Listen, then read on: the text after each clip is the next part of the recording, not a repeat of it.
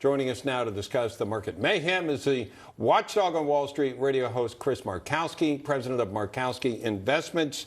And I wanted you to put some perspective in this, if you would, Chris, as far as, you know, people that are watching this and are not trading the market and are not managing funds, but they're looking at their 401ks.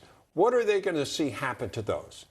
I got to do almost like a public service announcement. Don't touch your face and don't touch your 401k. Don't do either, because it's impossible to time what's going on right now. I mean, you guys have been announcing the various different cancellations that are taking place. Major League Baseball suspending for 2 weeks.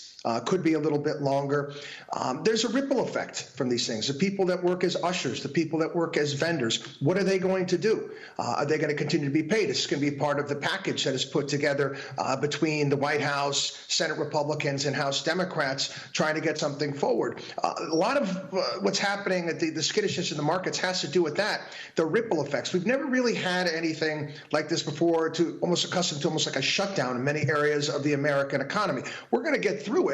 But I think a lot does hinge now on what's going to come out of Washington. So is there a point, Chris, that we should start touching our 401ks? Or, you know, at what point should we start making some changes?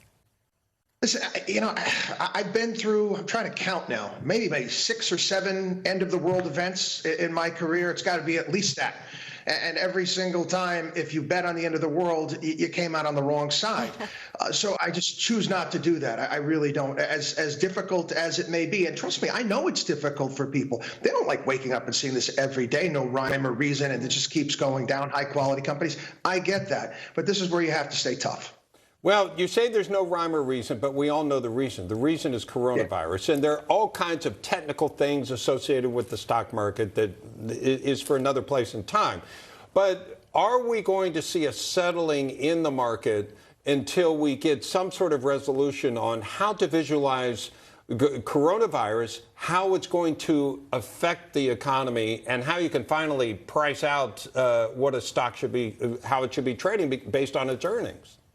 Again, that's a difficult thing as well, is because you're trying to price in what you have no idea what earnings are going to be. It's going to be interesting to see what numbers come out at the end of the month. I don't think they're going to be as dire as everyone is making them out to be, based upon the conversations that I'm having. Certain areas most certainly are going to be hit. Restaurant companies, whatnot, most definitely. There's no doubt about that. We've obviously seen what's happening with travel companies, an extraordinary turn to the downside. But again, that's a part of it. But you also have to price in as well, if you're basing on multiple, which you do, you're taking a look at treasuries which are at unprecedented lows. So that it definitely gives a bump in regards to valuations as well. So again, it's a wait and see type of a mode. I do think, again, what comes out of Washington and what type of relief we can get there could give a bit of a bump. And what if we got some sort of treatment for coronavirus that worked?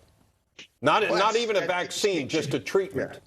They're working on one right now in Washington State that came up with, that they're seeing how that's working out there. Without a doubt, if you can get some sort of treatment that can help deal with this, that's a game changer, and that's where you're going to see a rip in the opposite direction when it comes to the markets. So I say you can't time these things. It's absolutely impossible. Who knew a month ago where we'd be today? Nobody. Yeah, very, very different than a month ago. I mean, other than not touching anything else we should do? Should we just not even open up our computers and look every day? It comes every quarter. Don't look. Just leave it there. Listen, make sure you're dollar cost averaging. If you're paying yourself every single month like you should, putting money on a regular basis, don't stop doing that. Yeah, that means keep buying even as it's going down. Yes, it's generational wealth is created that way when you're buying on lows. All right. Chris, thank you so much.